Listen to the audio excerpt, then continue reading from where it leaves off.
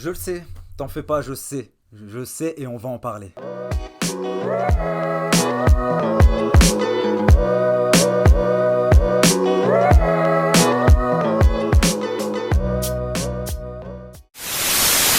Salut à tous les amis. Victoire du Barça, victoire très importante contre Villarreal. C'était pas facile, la deuxième mi-temps elle a été très mauvaise, on va pas se le cacher.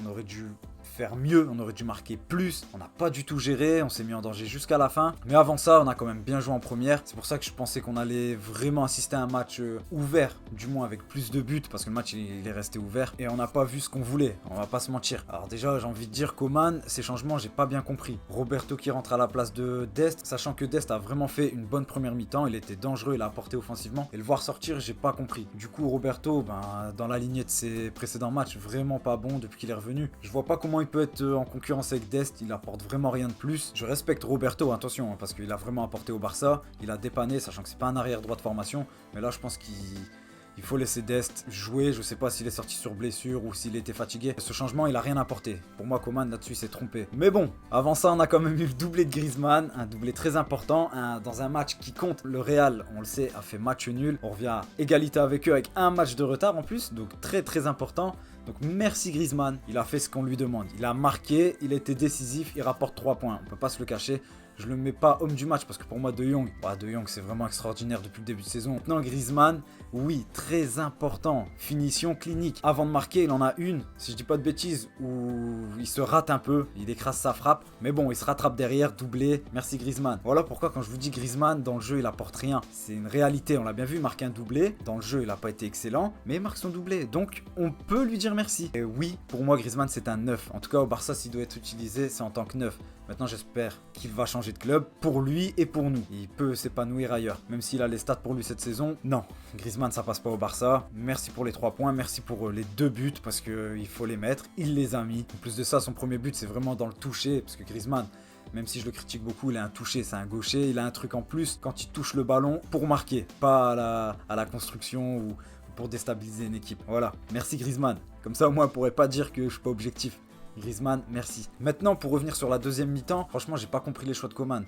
Dest qui sort, je l'ai dit, j'ai pas compris. C'est pas logique au vu du match, sachant que Villarreal laisse des espaces, il pressait haut. Il y avait moyen d'aller marquer d'autres buts. Je vais aller au-delà de ça, il aurait dû faire rentrer Dembélé bien avant. Parce que quand ils prennent le rouge, tu dois pas être en danger, tu dois pas subir. Et c'est ce qui s'est passé. Pour moi, c'est pas logique. Pour moi, tu dois maîtriser le jeu, tu dois maîtriser le match. Et ça s'est pas passé comme ça. J'avais l'impression qu'on était plus proche du 2-2 que du 3-1. Et c'est pas logique. Ils étaient à 10. Peut-être qu'on était un peu fatigué vu qu'on a joué dans la semaine. Mais c'est pas une raison. Pour moi, il aurait dû faire entrer Dembélé avant Coman pour forcer Villarreal à reculer. Parce qu'il continue à jouer haut. Et on l'a vu sur les 10 dernières minutes. Même s'il a pas été servi beaucoup. Parce qu'on voulait maîtriser le jeu et pas s'exposer à des contres. On aurait dû appuyer là-dessus, il aurait dû rentrer avant Dembélé pour justement prendre la profondeur et tuer le match. Enfin, en tout cas, le finir. Un 3-1, c'est fini. Villarreal, ils reviennent pas. Donc oui, déçu de la deuxième mi-temps. J'espère que vraiment c'était la fatigue. Mais en tout cas, les 3 points, ils sont importants. On peut vraiment parler de titre. J'ai envie de dire parce que le Real commence à laisser des points.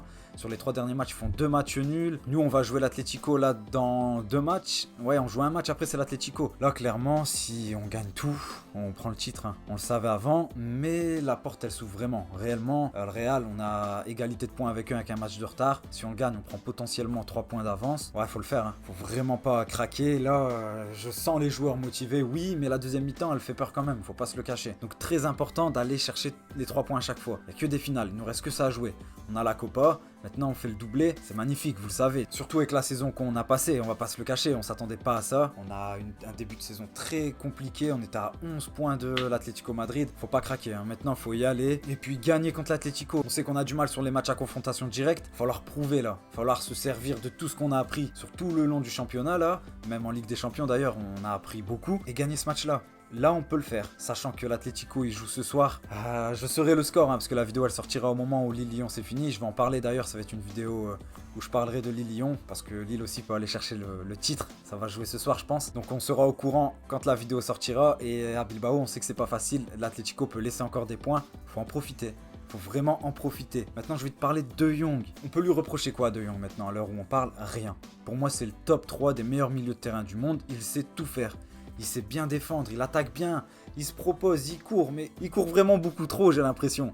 Il aurait pu marquer, être récompensé à la fin du match avec son piqué, il fait le geste juste, ça rentre pas, mais il a vraiment fait un top match, il est vraiment trop fort. De Jong vraiment incroyable. Le De Jong de l'année dernière et maintenant, c'est deux joueurs différents, mais on le savait, moi je doutais pas du tout de lui. Donc félicitations De Jong, je pense que c'est l'homme fort de la saison aussi, il nous apporte beaucoup de points, il nous apporte beaucoup dans le jeu, compte pas ses efforts, c'est incroyable, et il est monstrueux hein, De Jong, on va pas se le cacher. À côté de ça, Pedri, j'aimerais le voir remplaçant.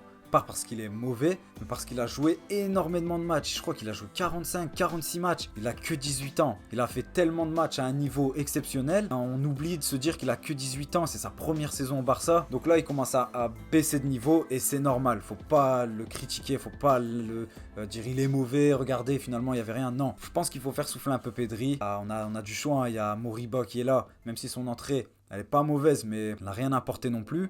Pjanic, même s'il a disparu des radars, il pourrait quand même remplir ce rôle. Il y a Riqui Puig. On peut le faire souffler un peu. Ou du moins sur les matchs, même s'il y a que des matchs importants, je me répète, il y a que des finales.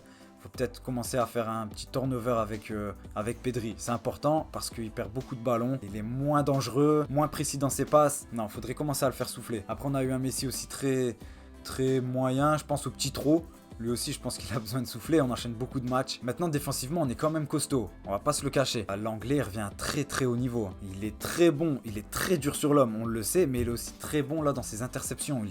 Il perd pas beaucoup de duels. L'anglais, on lui a beaucoup tapé dessus. Cette saison, ça n'a pas été ouf. Mais maintenant qu'on joue à 3 derrière, je le trouve vraiment bon. Plus serein, même dans la relance, dans ses duels. Non, l'anglais, faut le saluer quand même. Très très bon l'anglais. On verra bien ce que ça va donner. J'espère un faux pas de l'Atlético. Ça serait beau que l'Atlético perde ce soir à Bilbao. Moi j'y crois, c'est faisable, Bilbao savent le faire. On verra bien. Voilà, c'est tout pour le Barça. On croit à la Liga plus que jamais, c'est faisable. Non, on va passer au LOSC. Magnifique. Quel week-end de football. Parfait. Je suis content, j'ai passé une très bonne semaine. Manque plus que l'élimination du Real en Ligue des Champions et on passe une super fin de saison. Non, sérieusement, Lille, bravo. Athletic Bilbao, bravo. Magnifique. On gagne notre match de retard, on passe devant l'Atlético Madrid. C'est encore mieux que ce que j'espérais. Ah non, parfait, parfait. Bref, on va revenir à Lille tout de suite. C'était dur. Quelle première mi-temps catastrophique, on va pas se le cacher. C'était mauvais, mauvais. Offensivement, façon Lille, depuis un petit moment, offensivement, ça propose pas grand-chose. Hein. C'est en manque de solutions, en manque d'inspiration, j'ai envie de dire, t'as des joueurs comme Iconé, franchement c'est très moyen, c'est pas bon en ce moment, en tout cas depuis quelques matchs, depuis 2021 c'est vraiment pas terrible. Bamba pareil, Yılmaz, on va parler tout de suite d'Yılmaz. Quel joueur, mais quel joueur, je m'y attendais pas. Qui s'attendait à ce que Yılmaz porte le LOSC comme ça en début de saison? Il a 35 ans, 36 en juillet si je dis pas de bêtises. Il porte le LOSC, on peut se le dire clairement, il porte le LOSC. Il venait pas avec un statut de titulaire et finalement tu peux pas t'en passer. Le mec doublé et passe décisif. Et en plus quel doublé, son coup franc exceptionnel. Elle est pure la frappe, il peut rien faire Lopez dessus. En plus, il relance le match directement parce qu'en première, le LOSC était dominé, on va pas se le cacher, 2-0, c'était dur d'y croire. Le coup franc, il relance tout et c'est un exploit individuel là. C'est pas collectif, c'est individuel. Le coup franc, c'est lui qui le marque, il va le chercher son but. Et après, tu vois direct dans les intentions en deuxième période, dès que les joueurs reviennent, tu vois que ça a changé. La donne, elle a changé. Ils se battent sur tous les ballons. Dès le début, on l'a vu de la deuxième. Incroyable, Yılmaz. Son deuxième but aussi, techniquement, c'est d'une finesse, son petit piqué. Ça aussi, il le maîtrise vraiment bien. Monstrueux. Vraiment monstrueux, ce joueur. C'est exceptionnel ce qu'il est capable de faire à son âge. En plus, il compte pas ses efforts aussi. Il se donne. T'as l'impression qu'il a 20 ans. Ah non, non, non. Il est monstrueux, ce mec. Vraiment, je le répète, mais... un crack. Et en plus, une petite anecdote, Yılmaz, quand il est arrivé au LOSC, je travaillais à l'aéroport. Et on m'avait demandé de faire un vol privé, d'aller chercher une personne. On m'avait pas dit qui c'était et j'arrive, je demande, on me dit ouais bah c'est Yılmaz, il signe au LOSC, ça y est c'est fait. Petite anecdote comme ça, je savais pas qui c'était et finalement il porte le LOSC hein. Il porte le LOSC vers le titre. Oui, j'ai ramené Yılmaz au LOSC. Non, c'est pour rigoler. Je l'ai seulement ramené à la voiture qu'il l'a ramené à l'hôtel. Si Lille prend le championnat, je pense qu'on peut le nommer joueur de l'année. En championnat, en tout cas, c'est sûr. Il le mérite, il est trop décisif, il est trop important pour l'équipe. Exceptionnel. Juste bravo. Hein. Bravo Yılmaz, exceptionnel. Maintenant, j'ai envie de revenir un petit peu sur l'ensemble du match. Je trouve que Lille, depuis l'élimination contre l'Ajax, on est en chute libre.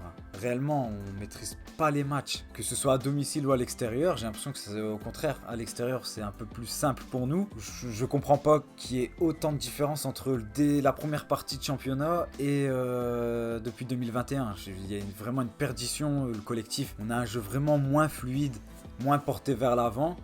Et ça nous fait défaut parce qu'on perd des points bêtes, que ce soit à domicile, on a perdu des points bêtes ces derniers temps, même si on perd pas beaucoup de matchs, c'est important parce que Paris va aller tout droit là. Paris vont pas perdre de matchs là, il en reste 4 si je dis pas de bêtises, ils vont tout gagner. Donc je pense que ce match-là il va redonner un peu d'envie, un peu de une motivation peut-être supplémentaire aux joueurs et ça va peut-être nous permettre de prendre la Ligue 1 et ça serait magnifique. Faut pas se le cacher, tu prends la Ligue 1 devant Paris, Monaco aussi ils reviennent fort. T'as plus le droit à l'erreur. Maintenant t'as gagné à Lyon, t'as fait le plus dur. Pour moi, t'as fait le plus dur. Lyon est écarté du titre, on va pas faire semblant. En plus de ça, ils vont jouer Monaco la semaine prochaine. Ils vont devoir se battre pour accrocher la Ligue des Champions et ça va être dur. Il y a Paris et Monaco devant qui, comme je l'ai dit, ils vont rien lâcher. Donc à nous de faire le job, à nous de jouer que des finales. Et si on prend la Ligue 1, c'est magnifique. Voilà pour le LOSC. Je suis content. Voilà, je suis content. Super week-end. L'Atlético Madrid, ils perdent. C'est magnifique. Tu veux dire quoi? Je vais passer une très bonne semaine. Demain, je vais me lever de très bonne humeur. Barça qui gagne son match en retard. Et on va chercher la Liga. On va la chercher. Magnifique. Voilà, c'est tout pour moi. Donnez-moi votre avis. Est-ce que Lille est capable de prendre la Ligue 1 cette année? Dites-le moi dans les commentaires. Et pour vous, est-ce que le Barça, avec le faux pas de l'Atlético Madrid et le match de retard, est-ce que pour vous, la porte est vraiment grande ouverte là maintenant? On n'a plus qu'à passer les pieds et voilà, c'est parti. On prend la Liga. Voilà, je vous souhaite à tous une bonne soirée, une bonne semaine pour le taf. Ciao la famille.